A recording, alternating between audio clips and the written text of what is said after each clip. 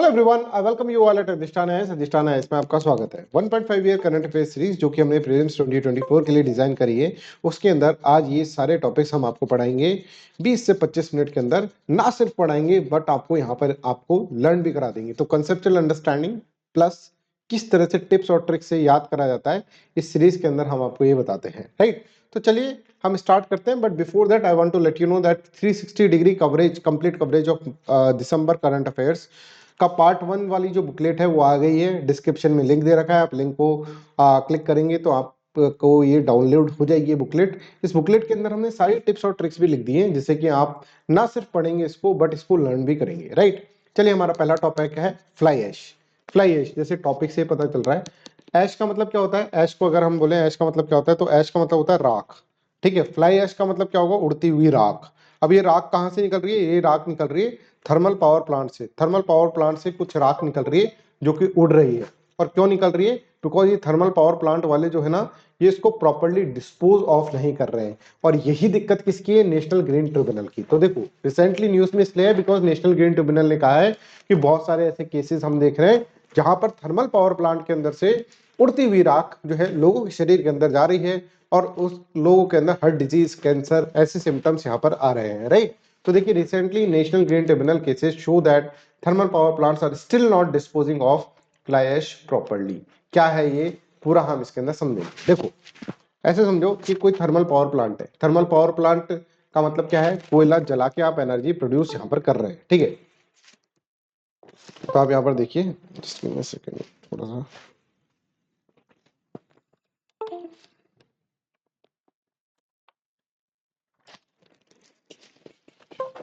हाँ यस। तो thermal power plant है, जैसे कोयला आपने जलाया, यहाँ पर कोयला जलाया, तो कोयला जब जलाएंगे आप, है ना, तो कोयले के साथ साथ बहुत सारी गैसेस निकलती हैं। जैसे मान लो ये चिमनी है, तो इस चिमनी के अंदर से CO2 भी निकलेगा, SO2 भी निकलेगा, ये गैसेस निकलती है। अच्छा, गैसेस निकलती है, दैट इज फाइन, ठीक है, ये भी एक पॉल्यूशन क्रिएट कर रही है, बट इनके बारे में हम बात नहीं कर रहे हैं। गैसेस के साथ साथ कुछ ट्रेस अमाउंट के अंदर कुछ स्मोक और कुछ पार्टिकल्स निकल जाते हैं इनके साथ साथ, कि हमें भी ले चलो भाई, तुम तो निकल ही रहे हो, हमें भी ले चलो। ये गैसेस से इस तरह से यहाँ पर बोला जाता है, ठीक है। तो ये क्या है, ये जो पार्टिकल्स हैं, ये जो बाई प्रोडक्ट निकल रहा है, ठीक है, थर्मल पावर जनरेशन के अंदर कोल को बर्न करते हुए जो बाई प्रोडक्ट निकल रहा है, इसको हम क्या बोल रहे हैं, इसको हम बोल रहे हैं फ्लाई ऐश। इसको हम फ्लाई ऐश यहाँ पर बोल रहे हैं। तो फ्लाई ऐश क्या है, फ्लाई ऐश एक तरह से बाय प्रोडक्ट है, जिसके अंदर हम क्या कर रहे हैं, जब कोल को बर्न कर रहे हैं तो उसके अंदर से थर्मल पावर जनरेशन के अंदर से थर्मल पावर जनरेशन कर रहे हैं, जब हम कोयले को जला रहे हैं तब क्या निकल रहा है, एक बाय प्रोडक्ट निकल रहा है, that is known as fly ash. Just give me a second. तो I hope this is clear to everyone, what is fly ash, ये सबको क्लियर हो गया है। तो फ्लाई ऐश की अगर हम डेफिनेशन देखें तो it is a by product from burning of the coal in the thermal power generation. Thermal power generation के अंदर बर्निंग ऑफ कोल के द्वारा निकला हुआ एक बाई प्रोडक्ट है, जो कि क्या करता है, गैसेस के साथ मिलकर कहता है भाई मुझे भी उड़ा लो, तुम तो उड़ी रही हो, मुझे भी उड़ा लो। और वो उड़ते उड़ते फिर हमारे रेस्पिरेटरी सिस्टम के अंदर जाएगा और हमारे अंदर बहुत सारी डिजीजेस क्रिएट कर देगा। It is called fly ash because it is transported from the combustion chamber by the exhaust gases, जैसे मैंने आपको इसके अंदर बताया। अब देखो, अब ये इतना खतरनाक होता है कि इसके बहुत सारे हार्मफुल इफेक्ट्स होते हैं, ठीक है। अब इसके हार्मफुल इफेक्ट से बचने के लिए, हार्मफुल इफेक्ट से बचने के लिए गवर्नमेंट ने क्या कह रखा है, गवर्नमेंट ने मैंडेटरी कर रखा है, मिनिस्ट्री ऑफ एनवायरमेंट फॉरेस्ट जो है उसने मैंडेटरी कर रखा है। उसने कह रखा है कि देखो भाई साहब, ऐसा करना होगा।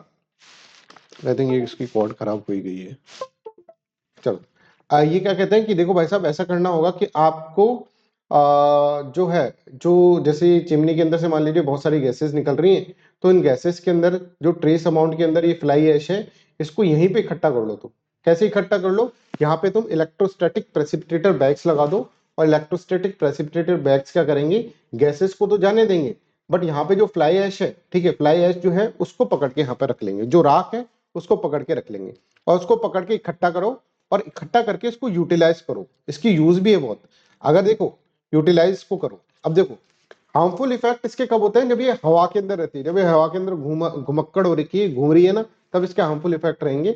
बट अगर हम इसको इकट्ठा कर लें तो इसके यूजेस भी होते हैं, बहुत सारे यूजेस हैं, वो मैं आपको बताऊंगा। बट बिफोर दैट देखो, it is collected from the exhaust gas by the electrostatic precipitators और बैग फिल्टर्स, ठीक है।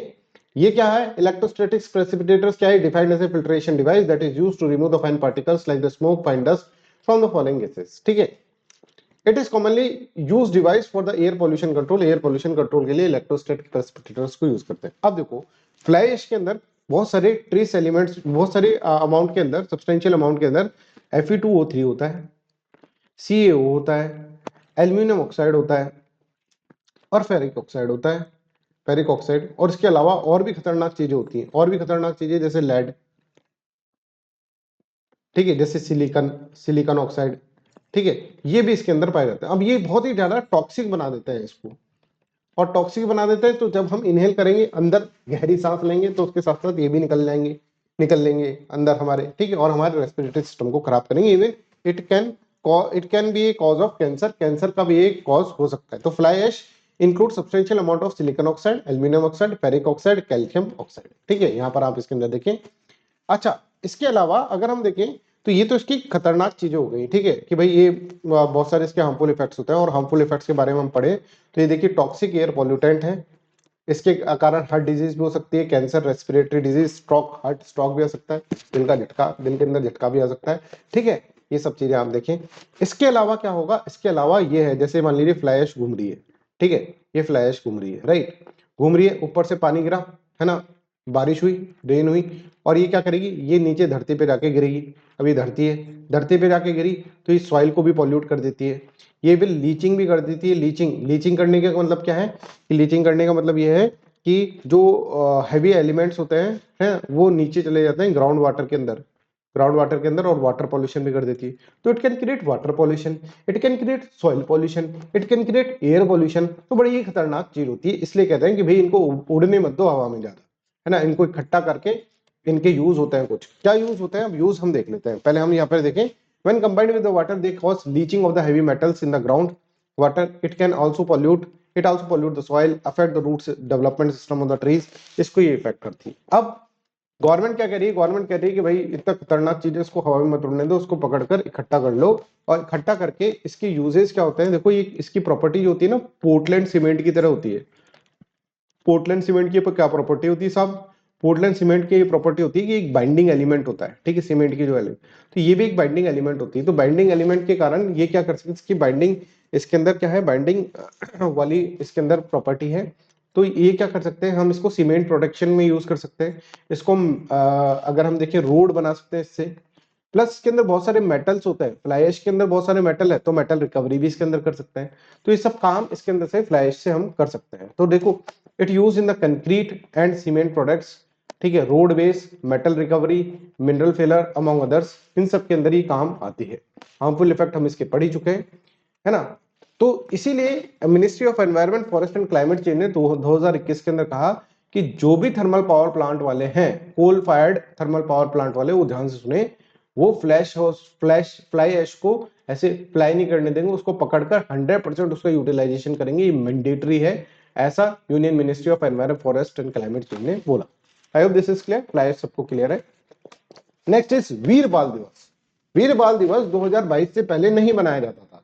2022 में प्रधानमंत्री मोदी ने कहा कि हम क्या करेंगे, हम वीर बाल दिवस बनाया जाएगा 26 दिसंबर को, 26 दिसंबर को। अब 26 दिसंबर को वीर बाल दिवस बनाया जाता है, ये आपको इसके अंदर याद रखना है।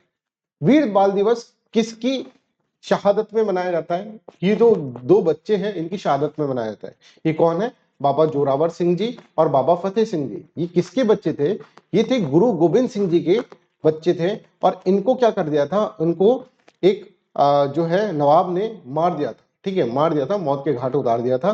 तो उसको याद करते हुए, उनकी शहीदी को याद करते हुए हम वीर बाल दिवस बनाते हैं 26 दिसंबर को हर साल। जैसे मैंने आपको बताया 2022 से ही बनाया जा रहा है। 2022 को गुरु पूरब पर्व पर यहाँ पर क्या कहा था, प्रधानमंत्री मोदी ने इसको अनाउंस करा था कि हम हर 26 दिसंबर को बाल दिवस बनाएंगे। तो यंगेस्ट सन ऑफ द गुरु गोविंद सिंह जी, साहिबजादा बाबा जोरावर सिंह और Sahibzada Baba Fateh Singh ji was born in Anandpur Sahib के अंदर, यहाँ पर ये इन्होंने जन्म लिया था। अब देखो एक बैटल हुआ था, बैटल ऑफ चमकौर, ठीक है, चमकौर बैटल जो हुआ था वो 1705 के अंदर दिसंबर में हो रहा है, औरंगजेब के टाइम पर हो रहा है। इसके अंदर इन दोनों को, ये जो दोनों बाबा थे, बाबा जोरावर सिंह, मतलब बाबा मतलब बच्चे, ठीक है, और बाबा साहिबजादा बाबा फतेह सिंह जी, इन दोनों को क्या करा, इन दोनों को कस्टडी में ले लिया। और यहाँ पर इनको नवाब वजीर खान फौजदार जो थे इनके सामने प्रस्तुत करा गया 9 दिसंबर को। 9 दिसंबर को नवाब वजीर खान ने उनको एक ऑप्शन दिया कि भाई या तो आप इस्लाम ज्वाइन कर लो, है ना, मुस्लिम धर्म ज्वाइन कर लो, या फिर हम आपको मार देंगे। तो इन्होंने यहाँ पर कहा कि भैया मारे दो, हम मुस्लिम धर्म ज्वाइन नहीं कर सकते। तो फाइनली उनको डेथ सेंटेंस प्रोनाउंस करा गया।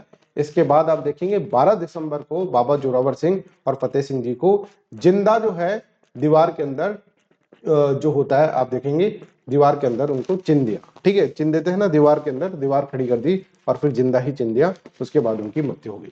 तो गुरुद्वारा श्री फतेहगढ़ साहिब ये डेडिकेटेड है इनकी शहीदी के लिए, ये गुरुद्वारा इनकी डेडिकेटेड है इनकी शहीदी के लिए, एक गुरुद्वारा बनाई गई है, राइट। तो I hope this is clear. तो जैसे मैंने आपको बताया 9 जनवरी 2022 को प्रकाश पर्व के दौरान प्रधानमंत्री मोदी ने कहा था कि हम 26 दिसंबर को हमेशा इनकी शहीदी को याद करते हुए वीर बाल दिवस यहाँ पर बनाएंगे। ठीक है, I hope this is clear to everyone. यहाँ तक सबको इसके अंदर क्लियर है। Next is Eurasian otter. Eurasian otter क्या है? एक एनिमल है, और इस एनिमल अभी न्यूज के अंदर इसलिए है क्योंकि वाइल्ड लाइफ सेंचुरी जो केरला के अंदर है, चिन्नार वाइल्ड लाइफ सेंचुरी, उसके अंदर यूरेशियन ऑटर पाए गए हैं, देखे गए हैं, that's why it is in the news. अभी अपने आप में अलग प्राणी है, ठीक है, ये लगता होगा आपको भोला सा गिलहरी जैसा, ठीक है, बट आप यहाँ पर देखेंगे this is carnivorous, non vegetarian है, कार्निवोरस एनिमल, ठीक है, एनिमल है ना, ये मतलब कीड़े वीड़े और इन सबको खाता है, राइट। इसके साथ साथ अगर आप देखेंगे तो ये पानी के अंदर रहना पसंद करता है, पानी के अंदर भी रहना पसंद करता है और जमीन के अंदर भी रहना पसंद करता है। तो इसको हम कहेंगे सेमी एक्वेटिक। इसको पानी पसंद है तो इसको इस वो वाले एरिया पसंद है जैसे वेटलैंड वाले एरिया जो होते हैं, है ना, मार्शी लैंड्स जो होते हैं, जहाँ पे पानी भी मिल जाए जमीन भी मिल जाए, ठीक है। फिर भी ये रिवर में भी रहता है, लोलैंड लेक के अंदर भी रहता है, हाईलैंड लेक के अंदर भी रहता है, सब जगह ये मिल जाएगा। एक तरह से एक्यूटिक हैबिटेट के अंदर ये रहता है, ठीक है।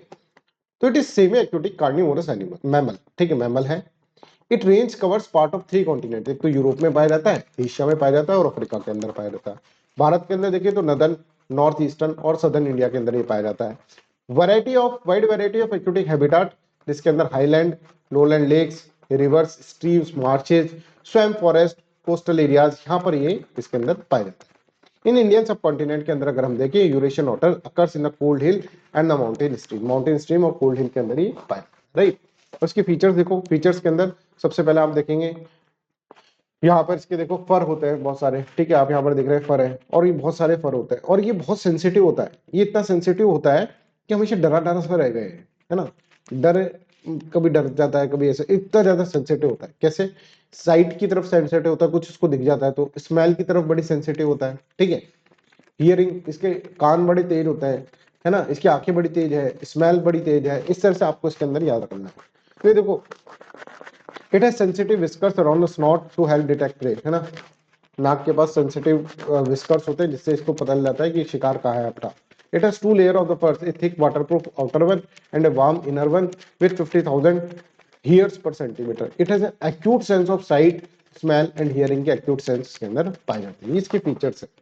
I hope this is clear. अब आपने देखा कि बड़ा ही सेंसिटिव है तो डरा डरा सा रहता है, तो नियर थ्रेटन आपको इसके अंदर आईयूसीएन स्टेटस के अंदर कंजर्वेशन स्टेटस में याद करना है। I hope this is clear. Next is INS Imphal. Indian naval ship Imphal अभी कमीशन करा गया है, ठीक है, कमीशन करा गया है into the Indian navy in Mumbai on December 26, और ये कमीशन करा गया है। इसके उपलक्ष्य के अंदर हम इसको करंट अफेयर्स के अंदर पढ़ रहे हैं। आईएनएस इंफॉल क्या है ये हम इसके अंदर समझते हैं। ये एक तरह से किसी ने मिसाइल छोड़ा, तो मिसाइल को डिस्ट्रॉय करने वाला एक एडवांस्ड टेक्नोलॉजिकल सिस्टम है, ठीक है, इसको अपन इस तरह से कहें, is among the most technologically advance guided missile destroyer in the world.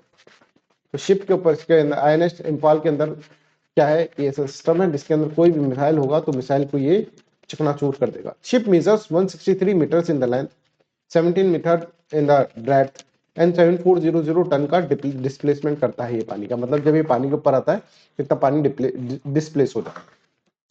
अब देखो इसके अंदर 4 पावरफुल गैस टरबाइन है, in combined gas in the gas configuration is capable of speed in excess of the 30 knots. Knots एक speed है, speed की unit है, right. तो आप यहाँ पर देखें ये सारे के सारे स्पेसिफिकेशन, इसमें समझाने का कुछ नहीं है पर आपको याद रखने पड़ेंगे, ठीक है। अच्छा, ये इवन ये क्या है, आईएनएस इंफॉल जो है ये क्या कर सकता है, ये एक गाइडेड मिसाइल सिस्टम है, मिसाइल डिस्ट्रॉयर सिस्टम है, ठीक है। ये ब्रह्मोस को भी लॉन्च कर सकता है, ब्रह्मोस क्रूज मिसाइल को, world fastest supersonic cruise missile, इसको भी ये लॉन्च कर सकता है, इतनी इसकी काबिलियत है, राइट। अब ये INS इम्फाल जब भी आएगा ना, तो आपको एक प्रोजेक्ट है, प्रोजेक्ट 15B, प्रोजेक्ट 15B आपको पढ़ना पड़ेगा, पर 15B है तो 15A भी होगा। तो पहले हम प्रोजेक्ट 15A के बारे में बात करते हैं। बात क्या हुई कि 2014 से 16 के बीच में, 2014 से 2016 के बीच में एक हमने एक प्रोजेक्ट बनाया, that is known as project 15A, है ना। और प्रोजेक्ट 15A के अंदर हमने एक तरह से अपना missile destroyer, guided missile destroyer जो है वो हमने यहाँ पर प्रोड्यूस करे। हमने सोचा इंडिजीनियस गाइडेड मिसाइल डिस्ट्रॉयर हम प्रोड्यूस करते हैं, और 15A के अंदर हमने जो प्रोड्यूस करे वो कोलकाता क्लास के 3 हमने यहाँ पर प्रोड्यूस करे। एक INS कोलकाता, ये याद रखना, INS कोलकाता, INS कोची और INS चेन्नई, सारे साउथ इंडियन है, ठीक है। INS चेन्नई, कोलकाता, कोची और चेन्नई, ठीक है। I hope this is clear to everyone, यहाँ पर आपको समझ में आ रहा है। तो हमने एक कोलकाता क्लास, ये कोलकाता क्लास के अंदर 3 INS हमने लॉन्च करे। INS कौन से थे? गाइडेड मिसाइल डिस्ट्रॉयर थे, राइट।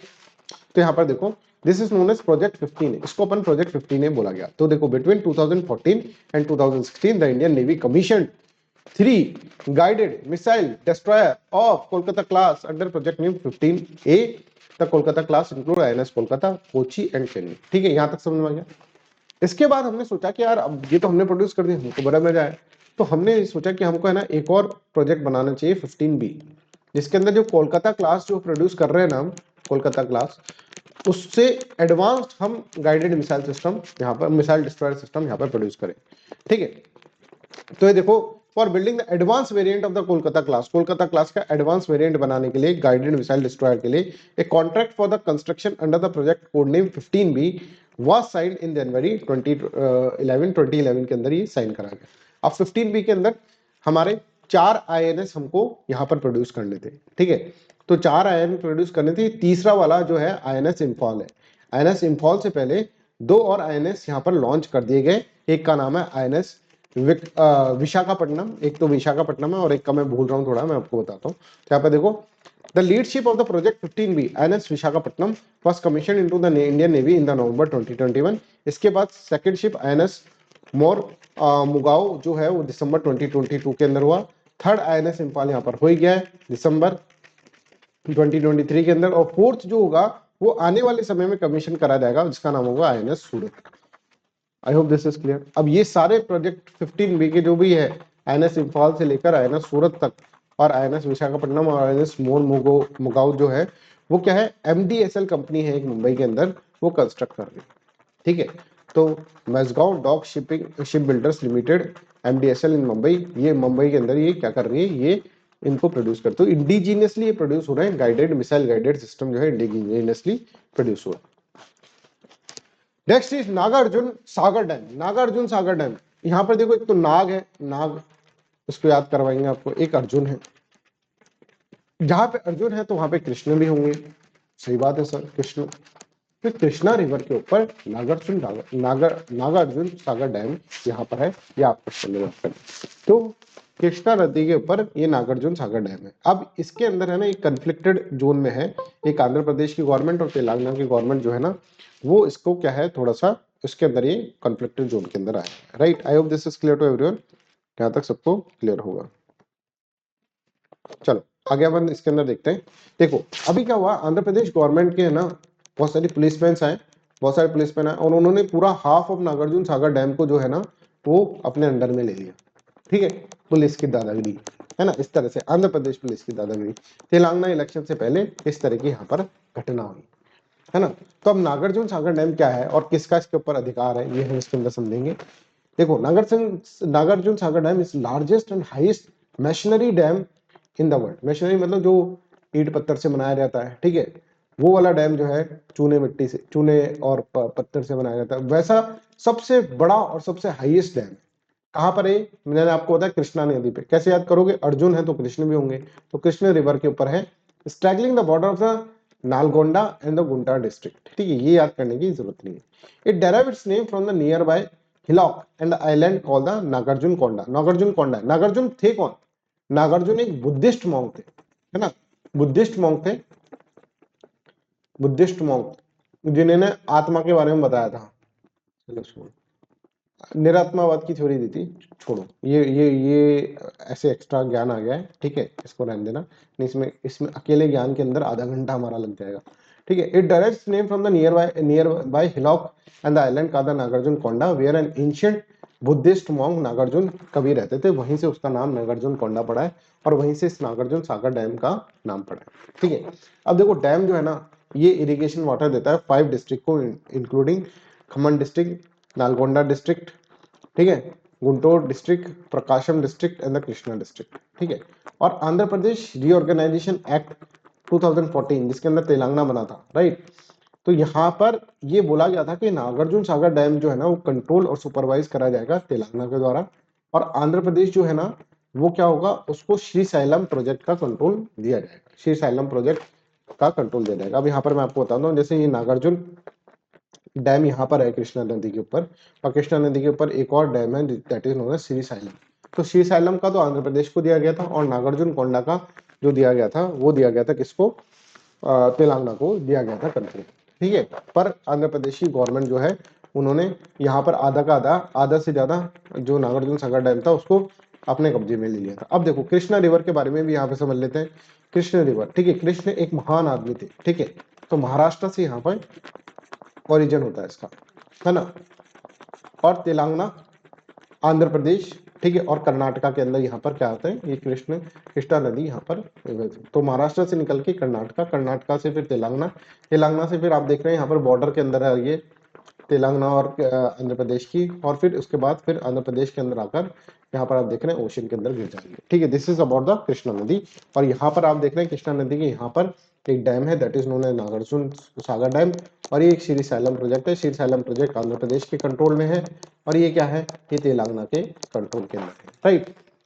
तो I hope this is clear to everyone, यहाँ तक सबको क्लियर है। That's all for today's class, thank you so much for listening. कैसा लगा आपको ये वीडियो, मजा आया कि नहीं आया, ये बताना जरूर कमेंट सेक्शन के अंदर। इसके साथ साथ मैं आपको बताता हूँ कि मॉड्यूलर कोर्सेज, कुछ मॉड्यूलर कोर्सेज हमने डिजाइन कर रखे हैं। अगर आपको इकोनॉमिक्स में दिक्कत है तो इकोनॉमिक्स का ले लो, इंडियन पॉलिटी में कोई दिक्कत आ रही है तो इंडियन पॉलिटी का मॉड्यूलर कोर्स ले लो, मॉड्यूलर कोर्स मॉडर्न हिस्ट्री का भी आप ले सकते हैं, इंटरनेशनल रिलेशन का बड़ा ही शानदार कोर्स है, ये आप ले सकते हैं, ज्योग्राफी, एनवायरमेंट, इकोलॉजी, इन सब के स्टैटिक पोर्शन के ऊपर आपकी जिंदगी, जीवन हमने आसान कर रखा है, आप इसका फायदा उठाएं, लुत्फ उठाएं। That's all for today's class, thank you so much, bye bye, take care and have a nice day.